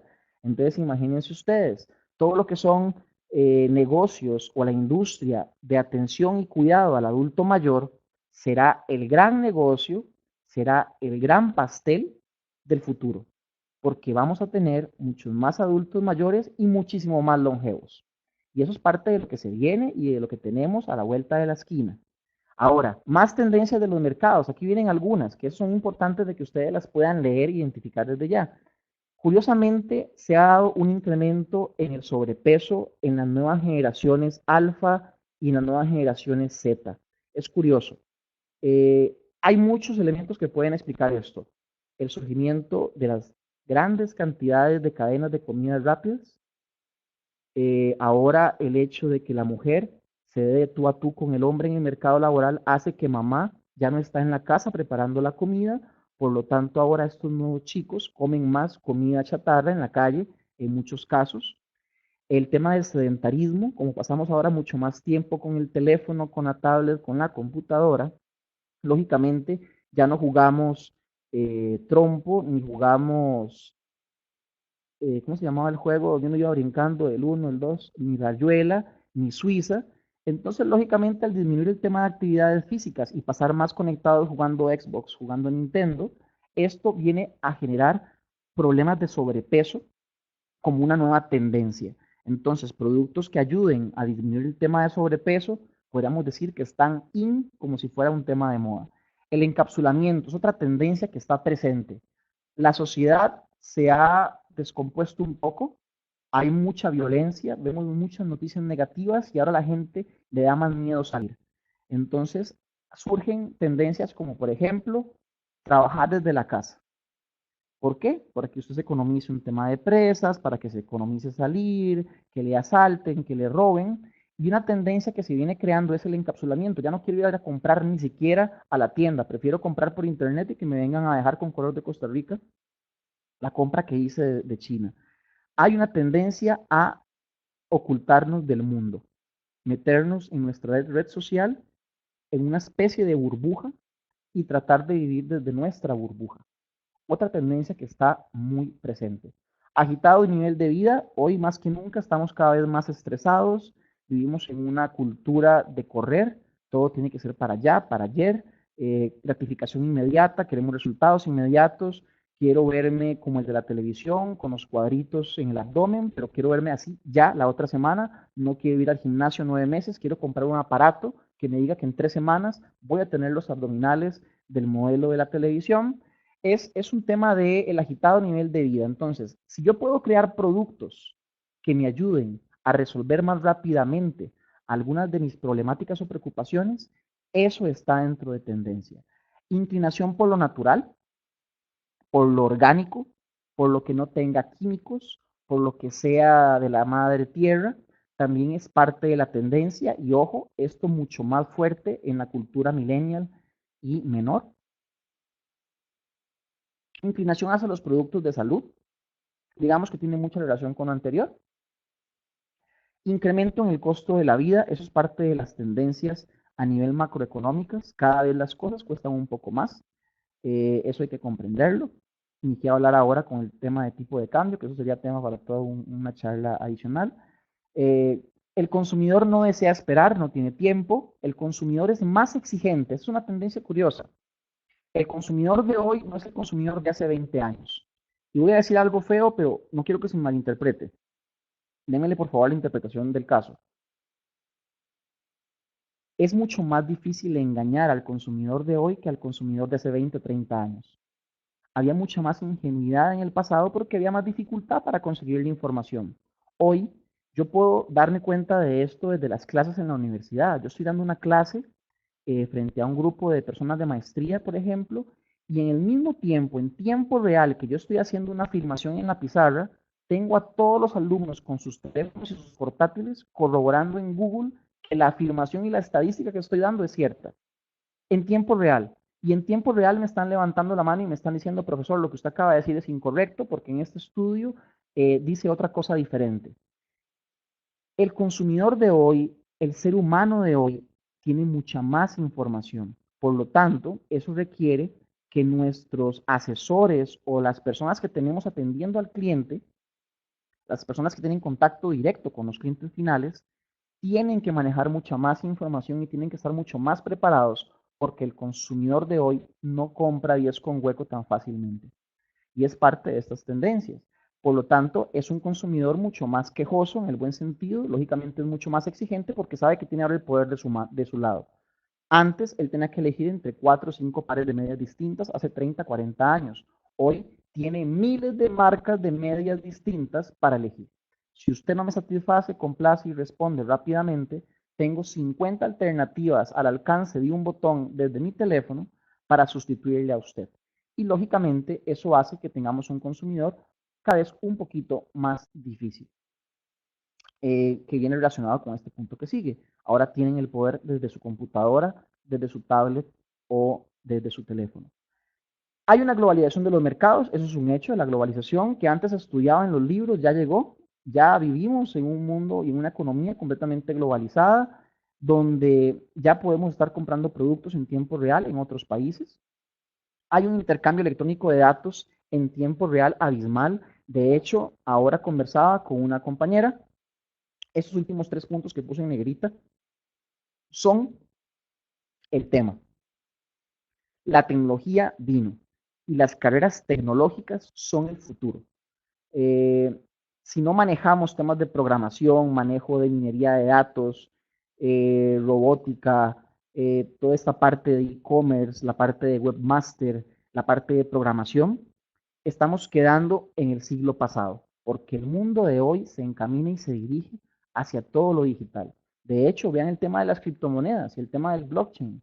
Si ustedes se ponen a ver, es un tema completamente tecnológico y el mercado va para allá. Ya Santander, el Banco de España, uno de los bancos más famosos, ha invertido en más de 20 proyectos, en 20 emprendimientos que tienen que ver con blockchain, que tienen que ver con todo lo que son criptomonedas. Y el mercado sigue para esa dirección. Son temas que no podemos dejar de lado porque todo va para allá. Aquí les tenía un videito más, pero que viene a repetir o que viene a sustentar esto que les acaba de decir. Entonces, no lo vamos a ver, pero prácticamente lo que venía a decirnos era repasar y a recalcar estos puntos que les acaba de mencionar, como las tendencias del mercado, de lo que está pasando ahorita y de lo que dicen los gurús, que es hacia donde nos encaminamos en temas de tendencias comerciales en el mediano plazo. Para finalizar con esto, está el tema que les venía comentando. Eso es cíclico. El ser humano cada cierto tiempo genera un cambio o genera una revolución en los instrumentos que utiliza para vivir y para mejorar su calidad de vida. En la primera revolución industrial nos encontramos con el gran descubrimiento de la máquina de vapor, en la segunda el tema de la producción en masa, en la tercera con el surgimiento del Internet y de las tecnologías de la información, pero hoy la cuarta revolución industrial que está viniendo a cambiar por completo a los mercados es el tema de la inteligencia artificial. Y les puedo garantizar, les puedo casi que certificar que la inteligencia artificial es lo que se viene en todas las industrias. En temas de servicio al cliente, ustedes ya vieron los chatbots, esos robots digitales que le responden a usted los chats y usted no sabe que está hablando con un robot, usted cree que está hablando con un asesor de servicio al cliente al otro lado de la pantalla y usted está conversando con un robot programado para contestar todas sus preguntas. Usted termina de conversar con Juan y Juan no es Juan, Juan es un bot, Juan es un robot que le está contestando y le está brindando el servicio digital. Esto que les he mencionado es un pedacito. Facebook ya está haciendo un montón de estudios, experimentos con temas de inteligencia artificial. De hecho, hay una historia que no he podido terminar de corroborar si es 100% cierta, de que estaba Mark Zuckerberg, el dueño de Facebook, haciendo un estudio con uno de estos robots y le dio tanto miedo lo que estaba viendo por parte de ese robot que lo mandaron a pagar, porque se estaban dando cuenta de que era un robot que manejaba un nivel de conocimiento y un aprendizaje súper acelerado. Esto viene a cambiar, y ya con esta diapositiva finalizo, viene a cambiar lo que se nos viene. Esos chatbots, esa inteligencia artificial, las casas artificiales, es parte de los nuevos hábitos que se nos vienen por delante, donde usted de su teléfono puede controlar todo en su casa, las luces, la cocina, el refrigerador, donde usted podrá estar, por ejemplo, en su trabajo, y si alguien está tomándose el jugo de naranja en su refrigerador y se lo gasta, usted va a recibir una notificación en su teléfono de que se acaba de acabar el jugo de naranja en su casa. Y no le notifican nada más, no. De una vez el refrigerador hace el pedido al supermercado virtual para que le hagan llegar la nueva caja de jugo de naranja a su casa. Ustedes dirán que eso es como película de ciencia ficción, pero no, eso ya se está dando en casas inteligentes, en casas que están completamente conectadas en la nube y que manejan todos los mecanismos electrónicos y todos los artefactos electrónicos de la casa desde Internet. El hecho de las compras, aquí hay un video, esta imagen era un videito también de un supermercado en China, donde la persona llega, mete los productos en la canasta y en el momento que incorpora cada producto en la canasta de una vez le va haciendo la factura. Entonces, la persona desde la misma canasta ya sabe cuánto tiene que pagar. Llega a la caja y ni siquiera se encuentra un cajero. Lo que se encuentra es un robot donde simplemente pasa la tarjeta de crédito, el robot le cobra y la persona sigue con sus productos hacia el carro. Completamente automatizado. La robótica y la inteligencia artificial es lo que se nos viene para el futuro próximo, es lo que nos dicen los expertos de tendencias, los futurólogos en temas de hábitos y de comportamientos. Y bueno, lo que tenemos que tratar de entender es cómo funciona esto. Todavía estamos en este momento de transición y los que logren montarse en la ola y entender cómo esto puede ayudar en cada uno de sus proyectos serán lógicamente los que logren sacar más beneficios de este cambio radical que tenemos en nuestra economía. Este Internet de las cosas, por ejemplo, es parte de estas tendencias y esto sería lo que queríamos compartir con ustedes la noche de hoy. No sé si tiene alguna pregunta, algún comentario. Lógicamente hemos tratado el tema de una forma un poco resumida debido al tiempo que tenemos. El tema es muy amplio, pero creo que hemos visto con una panorámica rápida cosas que se vienen, cosas que ya están pasando en los mercados. Don Juan David nos pregunta cómo crear una campaña de marketing para todos. ¿Qué herramienta podría usar de ser posible o es necesario segmentarlos? Juan David, hay que segmentarlos. Lamentablemente, aunque quisiera decirle que se puede hacer una campaña de marketing para todos, le puedo decir con toda certeza, no se puede hacer una campaña de marketing para todos. ¿Por qué? La respuesta es simple. Cada segmento de la población tiene visiones de mundo distintas, percepciones distintas, gustos diferentes y necesitamos adaptar los medios que vamos a utilizar y el mensaje que vamos a utilizar para persuadir distinto a cada uno de los segmentos. Yo no voy a persuadir igual a un adulto de 65 años que a un adulto de 40, que a un adulto de 20 años. Cada uno de esos tres personajes tiene intereses y gustos muy distintos. Por lo tanto, tengo que adaptar el mensaje a cada uno de ellos. No todos van a estar en los mismos medios de comunicación. Por ejemplo, tal vez el de 65 años utiliza Radio Sinfonola, para poner un ejemplo, todos los días pone Radio Sinfonola. El de 40 años tal vez no ve Radio Sinfonola, pero todavía ve las noticias de Canal 7 a las 10 de la noche. Y el de 20 años lo que hace es simplemente informarse a través de Twitter. Yo tengo que comprender que no puedo llegarle a todos los segmentos por los mismos medios, porque hay hábitos distintos en cada uno de ellos. Tal vez con eso puedo responderle a don Juan David. Tenemos a la compañera Marisol Murillo que nos pregunta cuál sería la mejor forma de aplicar todo el conocimiento del neuromarketing con un presupuesto limitado de una pyme. Bueno, es una pregunta muy amplia. ¿Cuál sería la mejor forma de aplicar todo el conocimiento del neuromarketing con un presupuesto limitado de una pyme? Lo primero que le diría es que se acerque a la Universidad Nacional para que le hagan un estudio donde no le van a hacer un cobro como en una empresa privada. Ahí se puede hacer algún estudio, tal vez con algún estudiante que esté realizando alguna pasantía, para que utilicen su caso como un caso académico y lógicamente ahí tengamos una economía, un tema de presupuesto. Pero aplicar todo el conocimiento del neuromarketing es muy difícil porque todavía esto está en pañales, Marisol Murillo. Los mismos expertos en estos temas lo afirman así. Estamos aprendiendo a comprender qué es lo que pasa en el cerebro y por qué la gente hace lo que hace. Y habría que ver el caso en concreto porque no sería lo mismo hablar de chocolates que hablar de computadoras o hablar de compras de casas.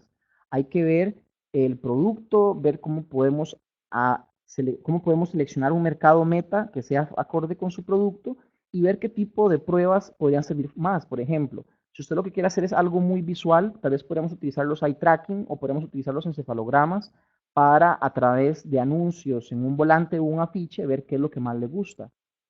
Pero tal vez si es un tema de llevar a la gente a que vea el producto, me interesa más un tema de los guantes de respuesta galvánica para ver un tema de sudoración de la persona y de palpitaciones en el momento que ve la casa, en el momento que ve el carro, en el momento que se monta en el automóvil. Habrá que ver qué tipo de producto es. Lo que sí le puedo decir es que todavía hoy el neuromarketing es caro. Eso sí se lo puedo decir. Hay mucha gente que anda hablando de neuromarketing en la calle, pero le puedo también decir que simplemente lo que pueden mencionar son lo que dicen otros estudios. Son muy pocos los laboratorios aquí en Costa Rica, le podría decir que son tres que conozco en este instante, los que tienen el equipo suficiente para hacer un buen estudio de neuromarketing. Y de los tres, solo hay uno, bueno, perdón, hay dos, el tecnológico también, que lo hacen desde la academia, desde lo que es el fin académico, más que el tema del lucro. La tercera es una empresa privada que, lógicamente, por un estudio de estos puede cobrarle mucho dinero. Nada más le dejo esta idea a Marisol. Coca-Cola hace 2 años mandó a hacer un laboratorio de neuromarketing que le costó más de $6 millones. Un laboratorio hecho para Coca-Cola. Todavía esto es algo que se puede reservar para las grandes corporaciones, para las grandes empresas, pero que me atrevería a decirle a Marisol que es cuestión de esperarnos unos 2 añitos, 3 añitos, para que sea algo de más fácil acceso para cualquier tipo de emprendimiento.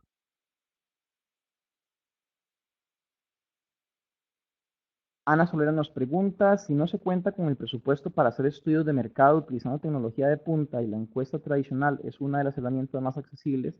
¿Cuáles recomendaciones nos daría para que éstas sean confiables? Ana Solera le diría que no haga encuestas. Lo primero que le diría es no haga encuestas. Lo más recomendado por el MIT, por la Escuela de Negocios del Instituto Tecnológico de Massachusetts, para emprendimientos, para un tema de investigación de mercados, si no podemos utilizar herramientas de neuromarketing, es la entrevista a profundidad. Es la mejor herramienta para hacer investigación de mercados si contamos con poco presupuesto. La entrevista a profundidad, ¿por qué se prefiere en vez de la encuesta? En la encuesta hay mayor nivel de sesgo. La gente puede contestar muy rápido, la gente puede contestar cualquier cosa por salir del paso. Pero en la entrevista a profundidad yo tengo el chance de sentarme con una persona, igualmente con un cuestionario bien estructurado, durante 45 minutos para tratar de extraer una gran cantidad de información de la persona.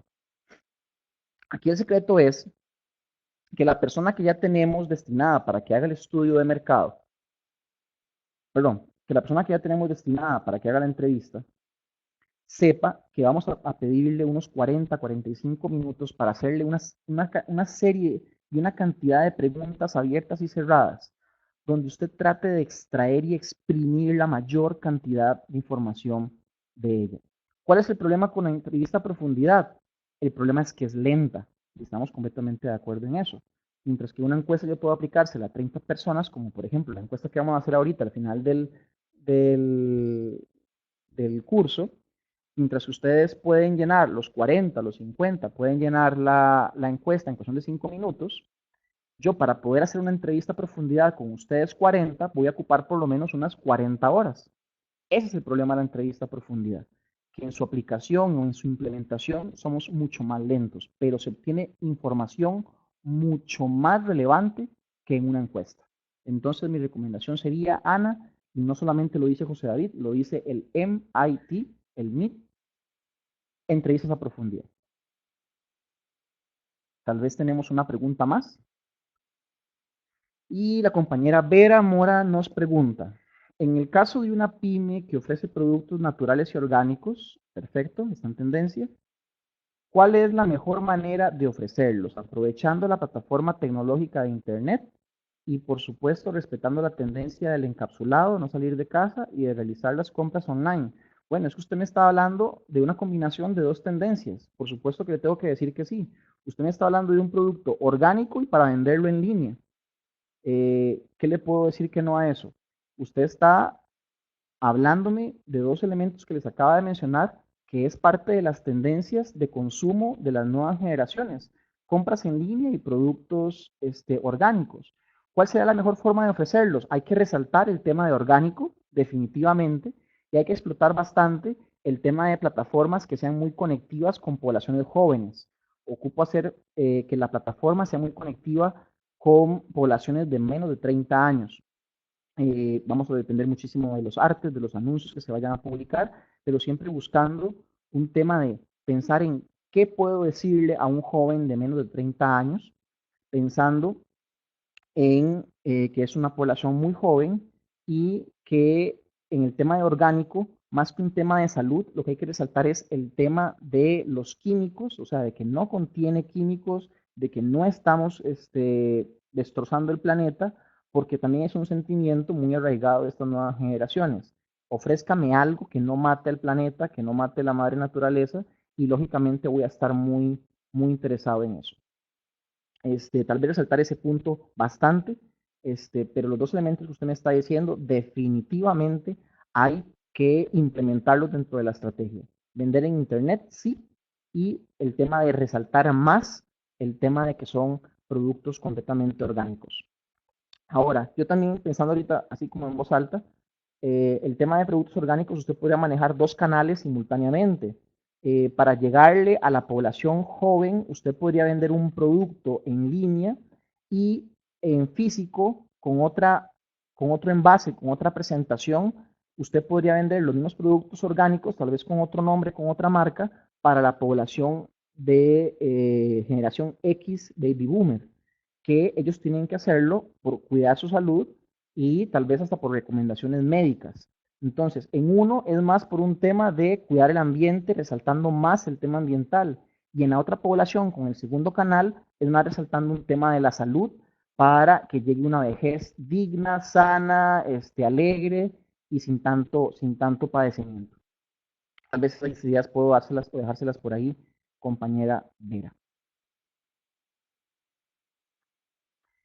¿Nos queda una pregunta más o esta sería la última? Vamos a ver. Ok, ¿no? Con esta pregunta estaríamos quedando. Damas y caballeros, un gusto poder compartir con ustedes. Por favor, no se nos desconecten todavía. Ocupamos pedirles la colaboración, solicitarles la colaboración de llenar esta encuesta, que es un requisito, un requerimiento que necesita el banco para poder continuar brindando ese tipo de capacitaciones a lo largo de las semanas. Esta encuesta es importante como una retroalimentación para el banco, para que el banco pueda seguir compartiendo con ustedes este